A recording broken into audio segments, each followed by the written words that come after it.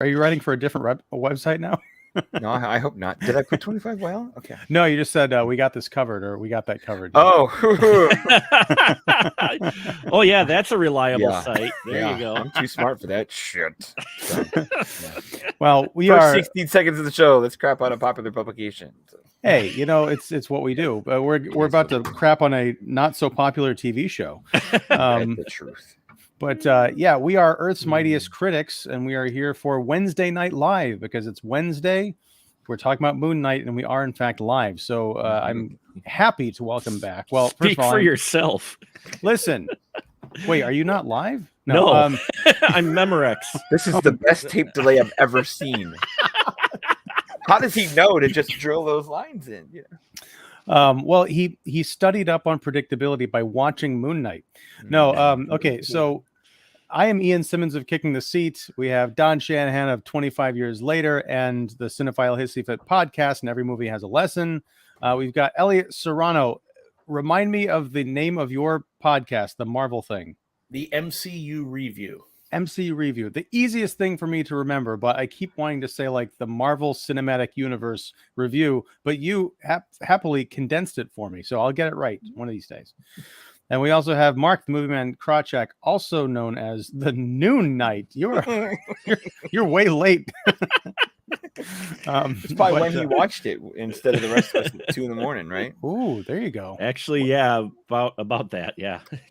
Well, okay, Don, I'm glad you brought that up because I'm going to kick this off. We are talking about episode 5 of Moon Knight, which debuted this morning on Disney Plus.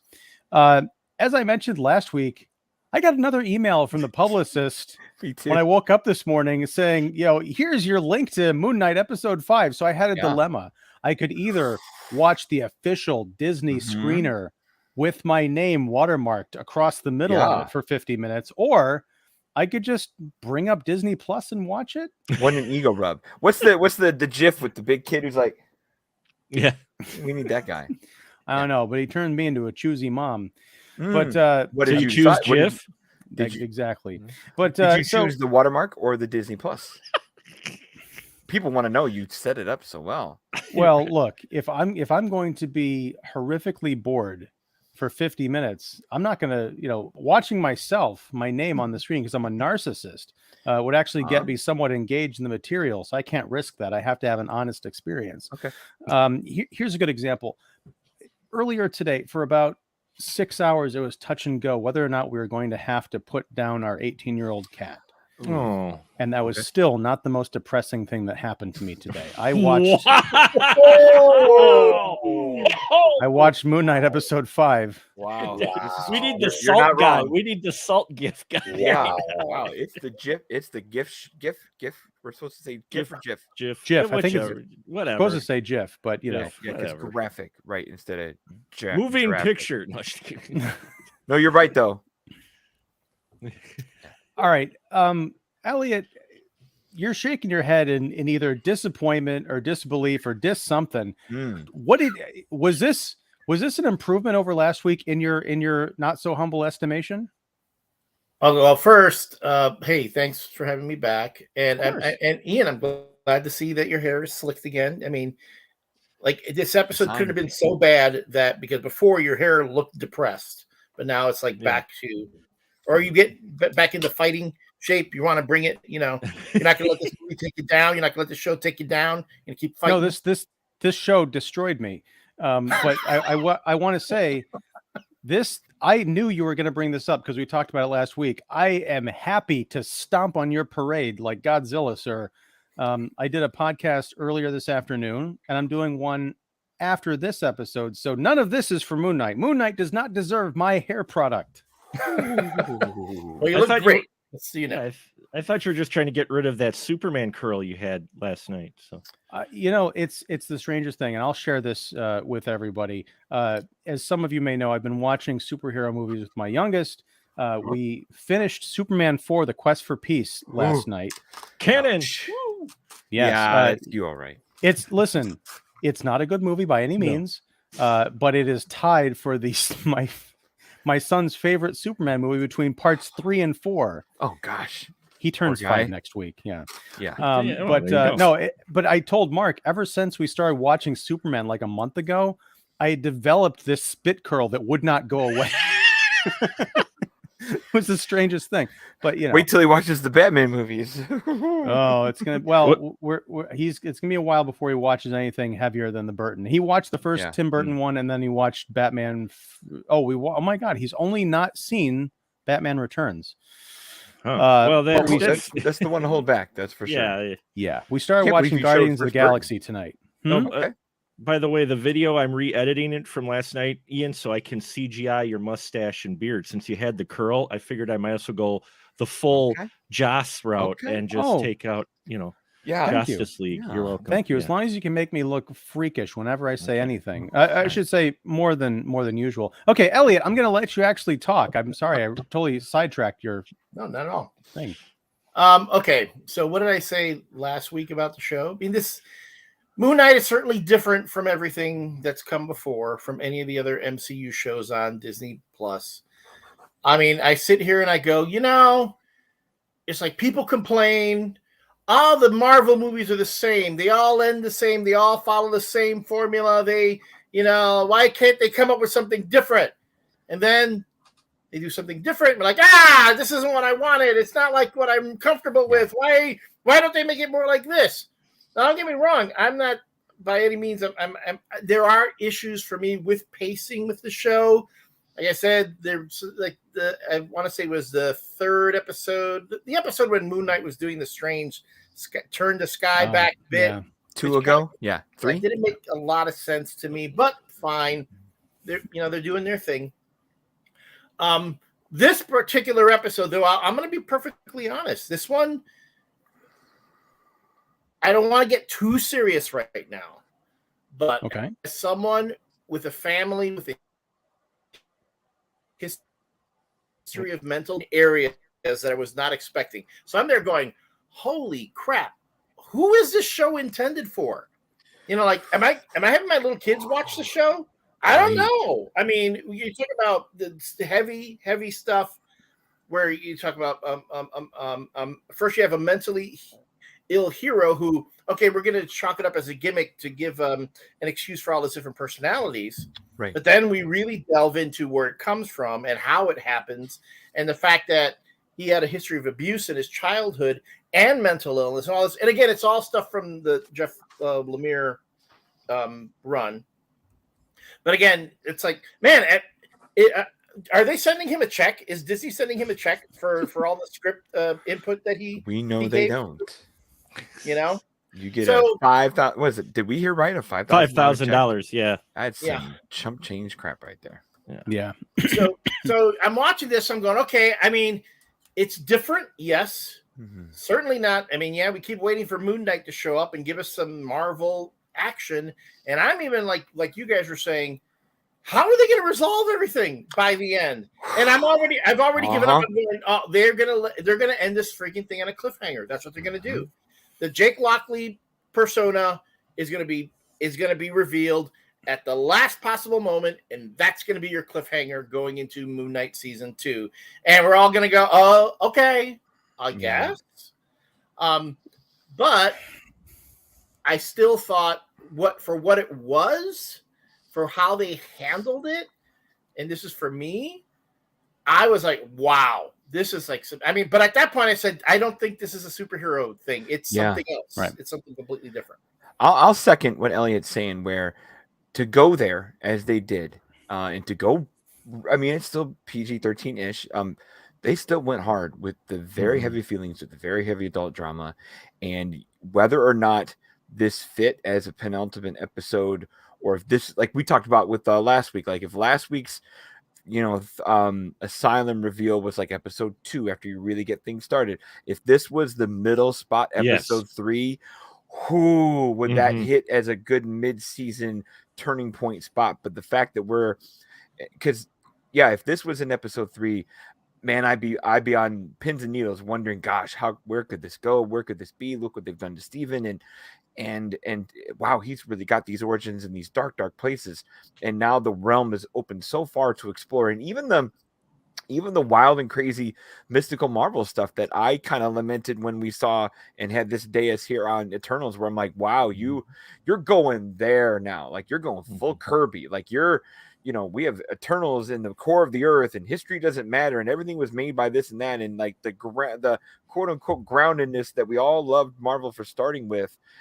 Iron Man being like a practical-ish hero, all that is kind of gone with Eternals, and now it's really gone with the multiverse and Loki, and now this, where you have Egyptian underworlds and you're going some weird, far out places. And to not to say balance, but to play that also with the adult themes that Ellie is talking about, this is some ballsy sugar honey iced tea, but this is going to be difficult at episode 5 versus episode 3. Yeah, I mean, that's, they talked about it being dark and we were all waiting for it. This is them dark, though they weren't this wasn't the dark that I think a lot of people were expecting. Yeah. Don't get me wrong. I actually enjoyed this episode because I detached, and it sounds weird, I detached the other episodes prior to it just about and looked at this one. Did you create a new personality as you were watching? I created a new person. That's why it's the Noon Knight. Noon Knight. All right. Wow. I think we're all in agreement. If this would have been quote unquote, like mid-season or third episode, I would have been so behind this series a whole lot more than I have been, because it took a long time to get here and they didn't need to. That's the whole thing. You look at the first 2 episodes, you could cut out episode 2. You could combine episode 1 and 2 into one episode. And if you move everything, even one episode back, now you got time not only to digest the heavy stuff that they put in this, which I appreciated, because this was actually like, okay, the serious subjects, they're going places I didn't expect. This is great. You're a little late though, because at this point you only have one episode left. And I'm like, they even get in later on. I know there's spoilers, folks. You get later on in the boat where, they're trying to balance the whole thing with the scale in it. And all of a sudden all these souls are like dropping down from the sky through, and they're like, oh, evil shit's happening upstairs. I'm like, yes, where is that? I want to see what's going on up there, and we only have one episode, which means you got to pack all of that, whatever is going on up there, by the time they swing up. And if it's one of those things where the last episode is when you get all Moon Knight all the time, while that's going to be kind of cool, it's still going to be hard to pull these people back in, because you've fallen out, because you've waited too long to get to where you were trying to wow people. And you could have wowed them a hell of a lot sooner. Yeah. Are we also expecting some MCU plugin to be set in 45 minutes next week as well? Like, is that another last 2 minute stinger of, oh, by the way, whoever, Doctor Strange, Wang, or somebody knocks on the door and goes, let's fix this stuff, guys. Like, where will it then go from that? And even that, I can't see them sorting out. I think a giant portal opens up. We see Doctor Strange and Peter Parker like down in New York, trying to fight off the other, the folks from No Way Home. Yeah. And then Moon Knight gets sucked into the portal to break into that reality. Just at the moment where Doctor Strange closes the portal. Unfortunately, Moon Knight is cut in half and we don't get a season 2. Oh, wow. Yeah. That's one way to go out. Yeah. I have to disagree just real quick. I understand where you guys are coming from. I think if the show is better constructed and better written, then this might have worked as like a mid-season thing, but I don't think this material works at all. Because I've seen it in other adult fare, like not adult entertainment. But I think about Identity, maybe that like that terrible John Cusack horror movie from 12 years ago about like multiple personalities and manifesting as different people, and is that 1408? No, no, that was I'm talking about a movie. Identity. Gotcha. Yeah. Sorry about that. Yeah.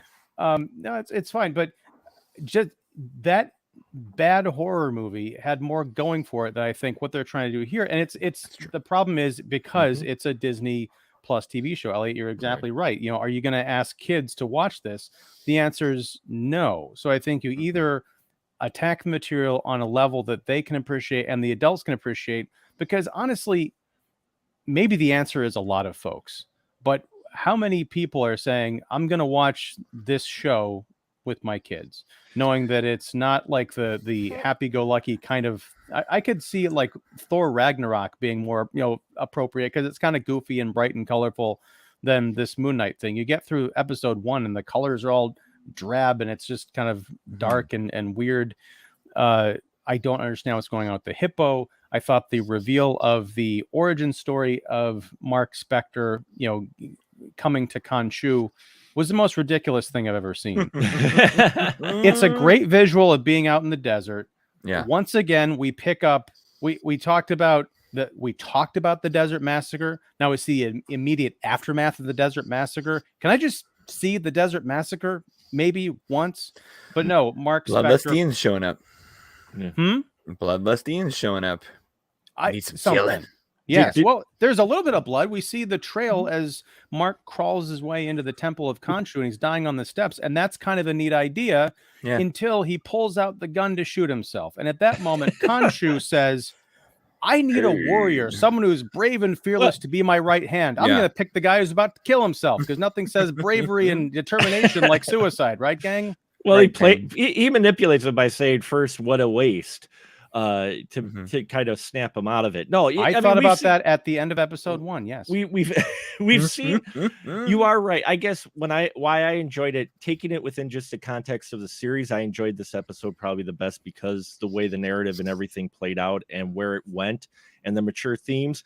Overall, yes, though I fully agree. We've seen this so many times before. The cause of the multiple personalities, the handling of the mental health issues, which they kind of do, but it's also Disney Plus, so they're in this weird spot. So this episode's in a weird spot where they want to cover this but don't want to go too far. You're right.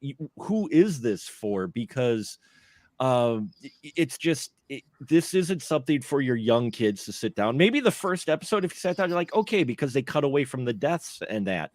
But in this one specifically, there's not a whole lot left to your imagination of exactly what is going on throughout this episode to these characters, especially to Mark Spector. Your kids are smarter than that, okay? And they're going to have some questions. But I scanned the 2D barcode that was... There's another one, huh? There was one in every episode? Yeah, I think so. Wow, okay. So I scanned the 2D barcode. It took me a little while. I had to do it a number of times, but I finally got it. And it took me to Marvel's promo of, hey, sign up for our digital comics service. You get a free trial or whatever. But what they do include is a free issue of the Moon Knight, and it's specifically the episode of the Moon Knight, the issue of the Moon Knight that's the origin story, with where he travels with the mercenaries and how he got hooked up with Khonshu in the comic book. What's funny is I'm reading the comic book and going, why didn't you just do that? Because right out, right? It shows him hooking up with this really cool, scary head of the mercenaries who tattooed himself like a skull, and he's taking him into the desert. And you find out in the comic book, it's his first mission with mercenaries. This is the first time he's trying this really. And then he's got a buddy who drives a helicopter. They're both like, you know what? I don't like this skull guy. And the skull guy's like, I don't care. You're stuck with me. And then he gets stranded in the desert. And then the daughter of the archaeologist finds him. And she actually, because he saved her from the mercenaries, but she's also conflicted because she knows already in the comic he killed her dad. In this comic already. Was this from the Jeff Lemire run? Is this newer material? Or is this from the 70s? I couldn't quite tell you because it doesn't have the cover. It just has the first page. I mean, tell me the art style. Does it look like it was from the last 10 years, or is it from like the last 40 years? It looked older. I mean, it looked like 10 years. Sounds like the Chuck Dixon run when he wrote Moon Knight: Fist of Khonshu, because that's when he was really leaning into that whole bit. Also, the whole bit about how Mark Spector is a Jew who's a Jewish person who's a slave to an Egyptian god. Mm. So you're like, see if I can. We don't go there at Disney, though. Well, I mean that. I can't believe they showed a yarmulke. 1980. It's the 1980 Moon so that's Knight. Okay. That's the first Bill Sienkiewicz, Doug Minch one. Wow, okay. yeah, those are the first 4 issues that I don't have because I haven't gotten Comixology. I need to scan that barcode. I found that fascinating. Well, all right, Elliot. Well, you just mentioned, the Jew who's a slave to an Egyptian god. That's fascinating to me. I'll watch a side story about that. In this show, like they show the yarmulke when he's kneeling down in the street and he's all distressed, but it's like that could have been he could have been wearing a cross around his neck. The religion is almost incidental. It's like he's got to go sit shiva, but he could have I just got to go to this wake. Like the religion, and I know Annie talked about this I think on the first episode about how they didn't address his religion and stuff. I'm like, well, if this is the way they're going to address the religion, they might as well leave it out or not address it, because it's just it's a coat of paint on something else to give people something to talk about. Hold on, I'm going to pull over just a second because we've got some comments from Petty here. Hey, Petty. And I know since we're doing a bit of a shorter show and I don't want to give anyone short shrift. Is that that's a lot of alliteration there. Okay, Petty says, "Good evening. My condolences for the loss of your cat, Ian. My cat is still, quote unquote, very much alive. I mean, she is 18, but she's better. It turns out she just had a cold and she was horribly constipated. That's why she was having a lot of. We basically need to get a new couch. Let's see. Your cat has been all of us for the past 2 years. Yeah. I work for a furniture place, so anyway.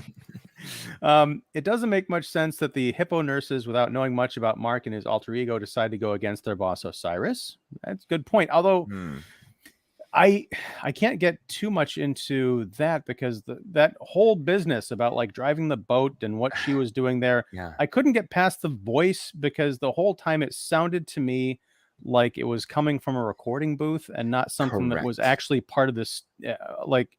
I guess it's because she's a completely digital creation, and also there's so much green screen in this, and understandably because of the conditions under which they probably had to film this, but everything just felt so distant. I think that might be part of the reason I'm having trouble getting into this show.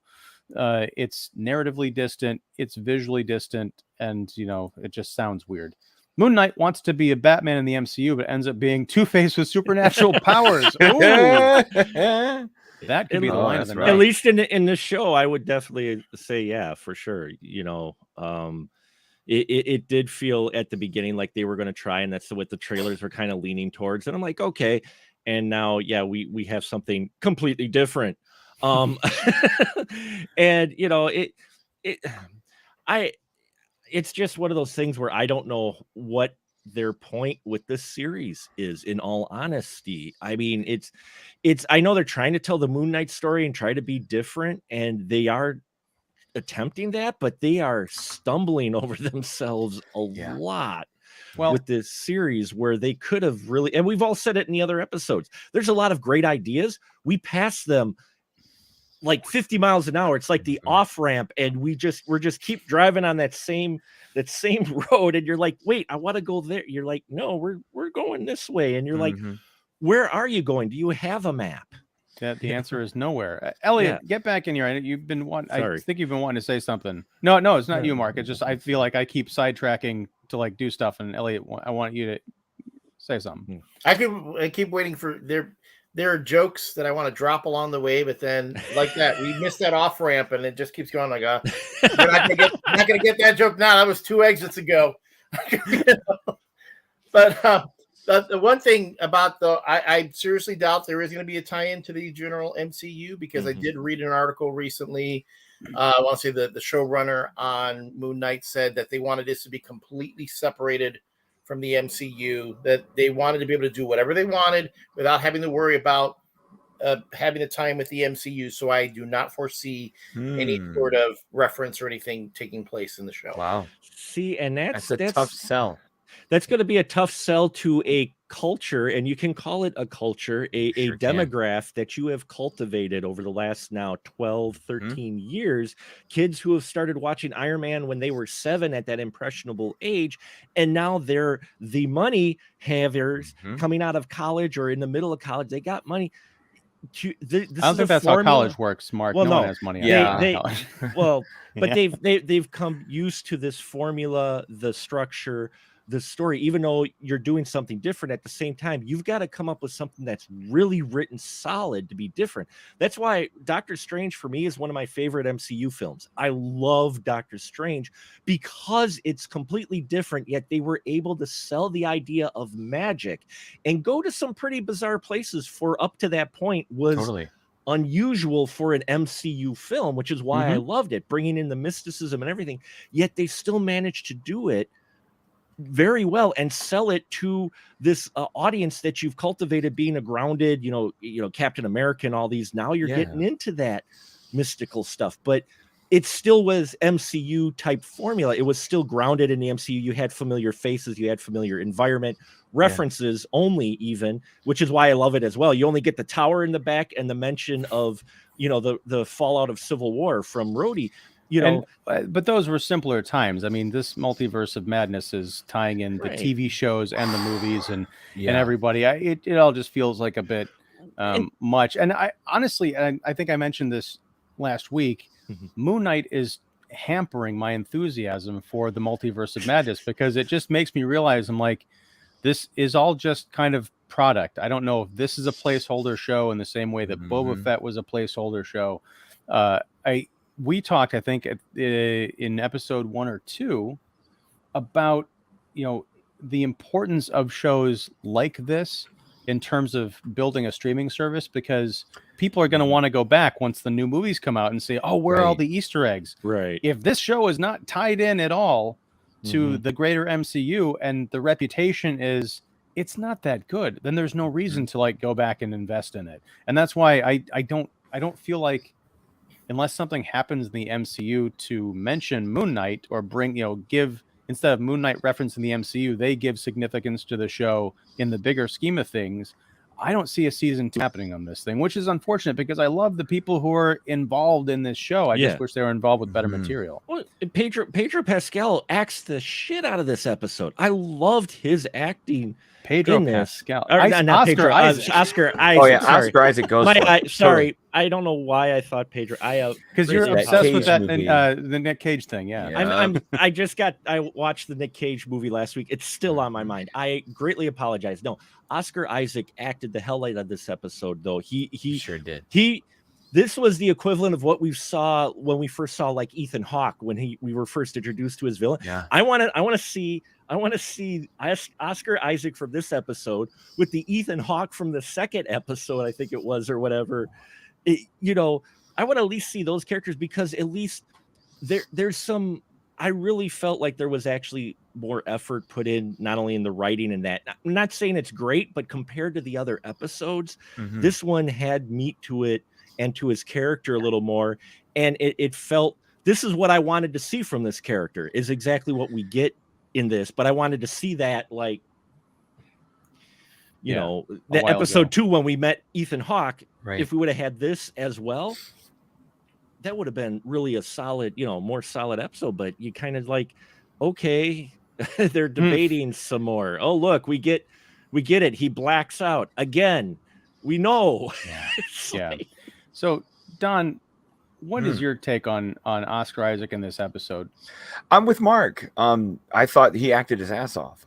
This is, and not just because it's a double role, but just the places he's required to kind of go, thanks to that heavy drama and the familiar themes that Elliot talked about earlier. I know we keep saying the word material when it comes to just the entirety of this all, but in this singular episode, you could tell, something tells me a guy like Oscar, who's a pretty solid actor who puts the time in. Something tells me he gets the table read of this one and goes, okay, this one's gonna be tricky. This one's gonna be hard. How do I sell this? And then how do I sell it differently as Mark than I do as Steven? and how do I make that work along the way, not just from a not the technical standpoint of like, you know, shooting double scenes and you know, staying in character or judging the camera and all that, but no, like the material you have to do, you know, when you not just have to stand in the room and like watch your younger self go through the crap that the kid has to go through, but you're kind of there emoting along there with it.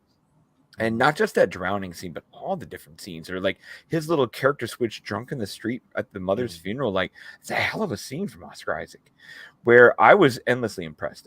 And again, though, I have to echo Mark, where this is it's what a lot of us were hoping for, and a lot of us knew was possible, thanks to the presence of Oscar Isaac, who's a legit actor.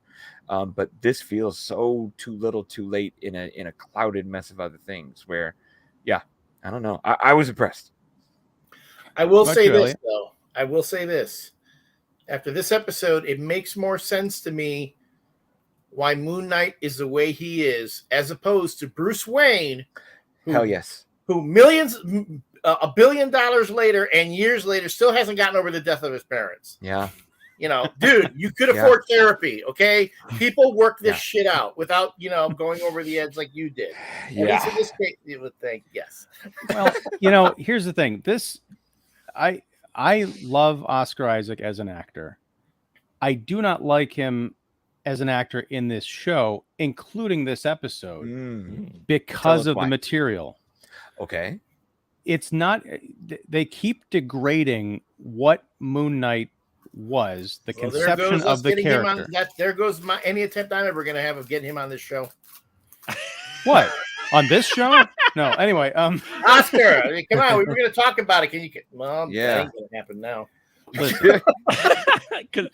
I'm going to be Ian the Grouch, but here's the thing. You need that IMDb Pro contact, or you want me to just burn that one up like the last time? Ian, you need to develop a new personality to help you compartmentalize what you feel about. You're going to have to change that hairstyle, Ian. I'm still trying to figure out this one. I don't know what's going on here, but no. Here's the deal: is they keep degrading Moon Knight from his comics origins. Now we've discussed in previous episodes that every kind of creative team, it's not that they just do their own thing; they like reinvent this character every time out, and it's a little bit maddening, but. From the standpoint of you've got this guy who's got 3 separate secret identities that he maintains, he's in control of, and he's got this gang that helps him fight crime. You take that to, okay, that's not realistic. It's kind of corny. We got to make it more 90s and then more millennial friendly. So we're going to actually make these separate aspects of a fractured mind. And, you know, he's not necessarily in control. He calls upon these personas, or they're fighting with each other or whatever. Now, in episode 5 of Moon Knight, it's not only that, it's he splintered one of these personalities off after his brother drowned and he was responsible for it. And now he takes that on. I've seen that before in other movies, but it just, again, it's a degradation. It's like nothing is ever just a medical condition. Nothing is ever just a choice. It's all based on this weird trauma. And I don't think that it signals anything. Like I had no idea. And when we get to see his family growing up, yeah, mom's crazy. Dad also looks like Pat from the old SNL sketch. Like he's sitting there building like the world's tallest doghouse with this cartoon-sized hammer. What the hell is this show? He looked like very sad J.J. Abrams to me. So he looked like J.J. Abrams is what you're Dollar store eraser head. I don't know. And you would know, dollar store hunter. When you get eraser head on Wish. Yeah. I want to say though, back to Ian, you make a great point because they're just throwing everything in. Like the stuff they reveal here would have been good. Like let's explore that in season 2. Let's establish Moon Knight kind of as this badass character. Let's figure out his powers. Let's figure out what makes him cool, and then we'll just hint a couple things here and there, and then we'll dive into all this personality stuff like later on. Then we can get into the real tragic backstory later on. Do we have to get it all in one? Big, mishmash? And that's what this feels like. It feels like a mishmash. Yeah. Imagine if season finale was last week. Or was it 2 weeks ago? We're like, imagine like season finale, instead of going 100 miles an hour, like Mark's talking about, like imagine if the Egyptian adventure and the lead up and the doctor and the Harrow stuff got you to the season ending cliffhanger of waking up in the asylum. Yeah. You know, and credits. And you're like, damn. And then season 2 is right where we are now, of opening up the mind, the character, and you could slow play this rather than guys, this 5th episode, we got to go. Imagine if there was time after where we are now. I know we're all talking about putting this at episode 3 of what we've gotten so far, but imagine if this was episode 2 of season 2. Well, that would. Oh, sorry. Go ahead. No, please, Mark. Go ahead. I was just going to say is you could do that if you actually got superhero stuff the rest of the season. And you end with the asylum. The problem is filling more superhero stuff in where we are. Right, like fill in the standard superhero stuff. And I'm all for not going out of the side of the grain, but at least give you a little bit to warm people up to this character. Yeah, even less people know about. Like I said, I only know if I just went from the show. I'm like, why are we even doing a show on this character? Who is the moon? I've seen like 5 minutes total of him in action, and the most that I know is, okay, he's like Wolverine, he can heal. You know, you know what I mean? For the most part, there's nothing really that's why I should care or get behind this superhero outside of him telling us, oh, I put vengeance out on the bad guys, and Khonshu saying, well, you're going to pay vengeance on the bad guys. I'm like, when are we? That's a great point though, Mark, because now that we're in the asylum, we've lost the entire Harrow storyline. With that whole thing, we see the scales again, and that was kind of interesting. Like when she pulls the hearts out of our two, our personalities, they're like these almost clear yellow hearts. They're not, blood red. And maybe that's a Disney decision, but it's also an interesting visual because that's the one thing I've seen in 5 episodes that I wasn't expecting. But I think there is something here where if it had been episode 6, Disney puts it out in the publicity materials, and they can go ahead and lie. Talking about our good old friend J.J. Abrams, they could take a page out of his playbook and say Moon Knight is a one and done series. There's nothing coming after it. Doesn't tie into anything else. So in the end, when you have Mark Spector as Moon Knight sacrificing himself to save the world from an invasion of the gods or something like that, and he dies, and everyone's tearful and emotional and everything, and he's going off to the afterlife or something, and then he opens a door to the afterlife, and then he shows up in an asylum. He's like, what the hell is this? And then you cut to black. Right. And then it's like coming soon, season 2. Or maybe you're never coming back because maybe he thinks he's won by saving the world, but it turns out it was one of the other gods manipulating space-time, so he's actually trapped in this thing, and I don't know. But something. Think about a second season that would open then with your first episode where you've got the goddess going, no, you're dead. Then you explore you explore that, and like I said, in this episode we get more like all of a sudden, like by the dozens, people falling through. Oh, look at all the souls. There must be something evil up there. I'm like, yeah. Did you guys forget he was supposed to be taking on Harrow, getting his Moon Knight on, and fighting Amit? It would have been great had they restructured it to where you followed that superhero thing. You got the like you said, he confronts Amit. He gets help from Khonshu, but since Khonshu interferes, then you do the statue. That's like in the finale. Khonshu helps him fight Amit. They defeat Amit, but Khonshu then gets punished. He goes into statue form. Suddenly Moon Knight loses his power. Boom, bang, dead, even though he saved the world. Cut to black after the asylum scene, and then you go into season 2. They could have structured it that way, and I think would have got more people. Talk about the water cooler buzz too. Like, did you see how that ended? Hooked us for sure. And on top of that, like it was 2 episodes ago that we saw Khonshu get put into that statue form, and basically we lose Moon Knight for 2 episodes at least. The end of this episode, Stephen Grant gets shoved overboard of this sand, and he gets frozen in sand, which is kind of an interesting idea. But you got to have one or the other, because I'm like, all right, I just saw someone get frozen in sand, and so now I guess we're just left with Mark Spector to do whatever in the next 5-hour episode finale. Because they got a lot to wrap up next week, and I guarantee. Yeah. Oh, by the way, I told everybody on the panel in our private chat. I just want to put it out here. Show up next week, because I will in fact be shirtless. Yeah, baby. I'll join finale. You. Yeah, I may go shirtless as well. Yeah. Okay. Just make sure the camera is tastefully placed. A lot of zooms in. Oh yeah, no, from here up. I don't want to see that much metal with all your weird nipple rings. I'm sorry. I thought we were doing feet. I thought we were doing bare feet. Oh, we could just have feet. We could just have our cameras on our feet. That'd be good. Sure. I got my toenails painted by my daughter. Mine look great. No, I saw that. That was very lovely. No, here's the thing. Oh, wait. Okay, we got to catch up with some some comments. Got time for the OnlyFans page. Here we go. What about pants? Wasn't that a hard song? Patreon. What about pants? No, sorry. All right. Okay, we're gonna already don't have pants on. Keep the camera up there. Mark and I heard that Mando is showing up for the next episode to improve the ratings. That's why Pedro passed. Yeah, that's why I thought Pedro passed. Thank you, Petty. Thank you for saving me on that one. I guess I know Elliot kind of put the kibosh on it in a good way, and I think he would be right if the news is true and they stay very independent, it could go. But at the same time, I see what Mark's saying. Like, if you do that, you're really asking for a lack of reinvestment in this character. I guess the question I'll put to the room is, gun barrel to your head, if you had to bring in an MCU component, what would you bring? Squirrel Girl. Okay. Yeah. Anna Kendrick.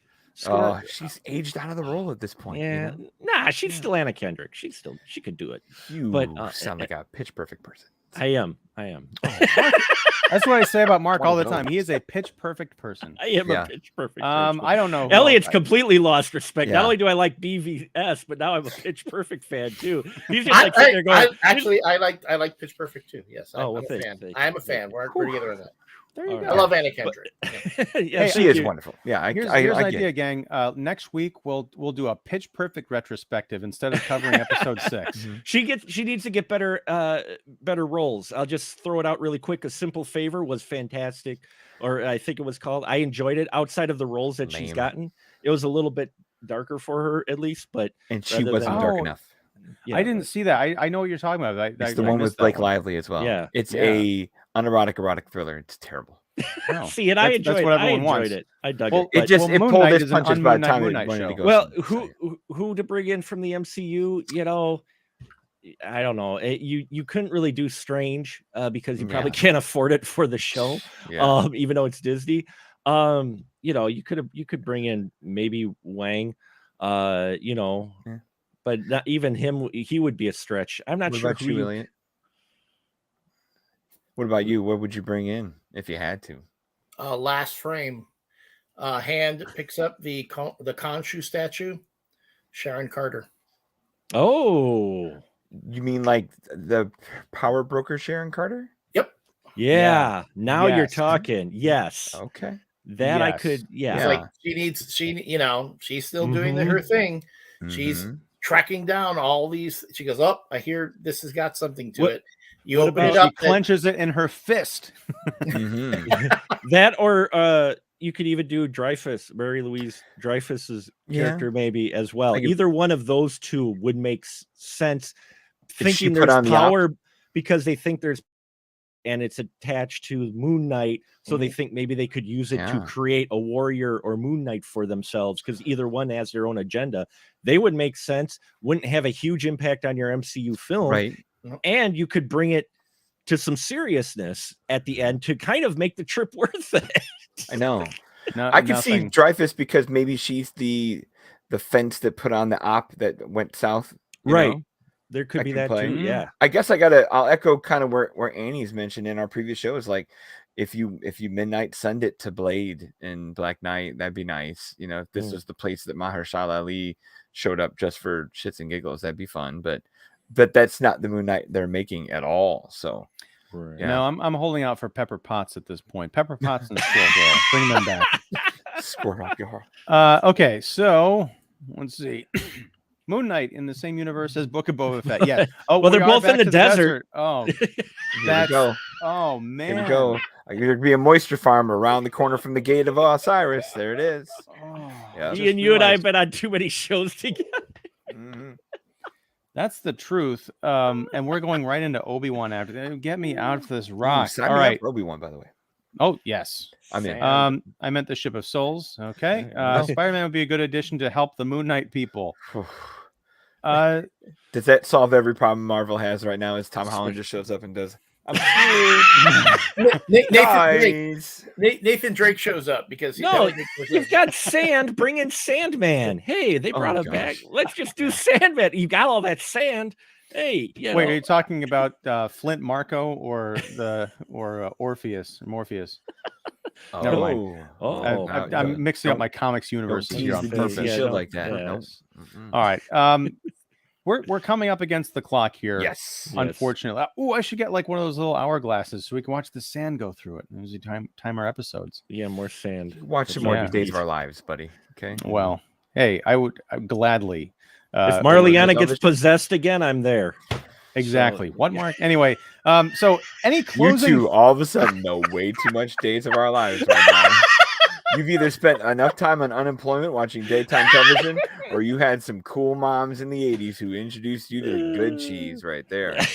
The good cheese. Anyway, soap operas, you know. Oh, I thought it was like Camembert. My mom was a General Hospital lady. So my mom was As the World Turns. My mom was As the World Turns. So, my mom was both General Hospital and All My Children. Oh, there you go. Okay. Yeah, Susan Lucci, right? Yeah. Hey. See. Here's what's so great about Moon Knight. It's such a captivating show that we always end up talking about it for like 10 minutes and everything else the rest of the time. We're back. All right. Ooh, okay. Last comment from Petty.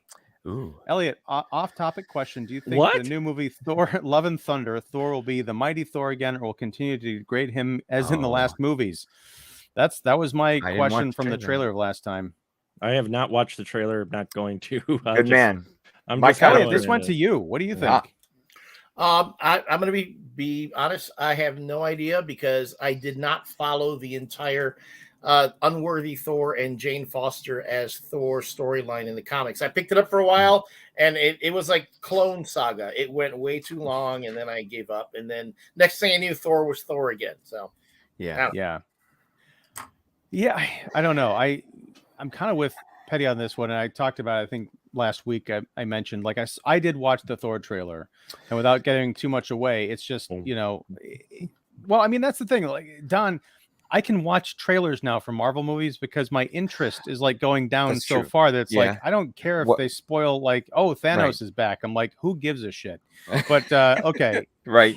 We got a couple more here. Add the gang from Seinfeld to the show, to this show or to Moon Knight. With all the sand, the transformation. I mean, really? Yeah. You've got sand. You've got sand. You've got gods. You got to balance the scales, Jerry. Transformations. What's going on with that? I mean, really? And no sand for you. No sand for you. And Julia Louis-Dreyfus goes up to Oscar Isaac and goes, "Get out!" Off the boat, done, sanded. Boom. This is the perfect note to end on. And then because we've already made the show better by suggesting that they just act as Seinfeld characters. Then you would have Tom Holland as the Michael Richards character who just shows up in every episode as Spider-Man to save it, to save the episode. He shows up, Oh, wait, he comes sliding through the door. Sorry, we forgot Deadpool. We forgot Deadpool's out there. Wouldn't people lose their minds if he showed up like at the last possible moment? In Moon Knight? Yeah, just like for no reason. Like, hey, he's like one of the mercenaries. He's like tracking down the mercenaries. Right. We also don't know time period where, like, what if Wade Wilson was also on this op in Egypt, and it all goes south and he got away, and that'd be fun too. Here's how you fix it, guys. No boy. Deadpool is the fourth personality. Instant save. I reevaluate the entire series. Wow. Give it my blessing. All right. So I've got to jump off, as I mentioned. But I do appreciate you guys hanging out and talking Moon Knight, as it's true every week. But regardless of whatever show we're talking about, I always have a great time, almost a better time, almost always guaranteed, talking about it with you fine folks. So I am, as always, Ian Simmons. We have Don Shanahan of 25 Years Later and Cinephile Hissy Fit podcast, and Every Movie Has a Lesson. Elliot Serrano of MCU Review. Got it right. It only took me, 40 minutes and 2 weeks. And Mark the Movie Man Krawcheck of the Spoiler Room and Special Mark Productions. So thank you all. Thank you to Petty and to Jeremy and to Sajiwa, everybody popping into the chat or the comments rather. Thank you for watching this. And if you're catching this on the repeats, or if you're watching it now, give us a like, drop us a comment. Is there anything you'd like us to talk about next week as we wrap up this series? Yeah. Any thoughts that you'd like to load up the chat with? Yeah. Please do. We appreciate it, and also follow everybody's stuff that's down there. No, save that for next week. Tats blazing next week. Here we go. Sorry. Yeah. I'm glad you said tats. But anyway, oh no. Start early. I regret everything. Yes, sir. Yes, sir. It's gonna be the first audio only edition of Wednesday Night Live. What have I wrought? Let's see. Oh, wait, hold on a second. Excellent live. Thank you, Petty, and also Annie. Whoa. Hold on a second. Boy can dream. I don't want to speak for anybody else except for myself, but yes, I will be shirtless next week. I'm not going to recommend anything. And if we're all shirtless, Annie probably won't be on the show. So let's. That's true. Yes. If I was her, I would be on the show. Well, wait. What's your dad bod? No, please, no. Yeah. Okay, we're gonna leave that up to the individuals next week. And by the way, I said shirtless. That doesn't mean I'll be naked. I could be wearing a pair of pants, draped around my neck. Who knows? But I'm not wearing pants now. I told you. Yeah, I'll be wearing Elliot's pants next week on my around my shoulders. That's the thing, guys. Better yes them. Yeah. All right. Well, thank you, everybody.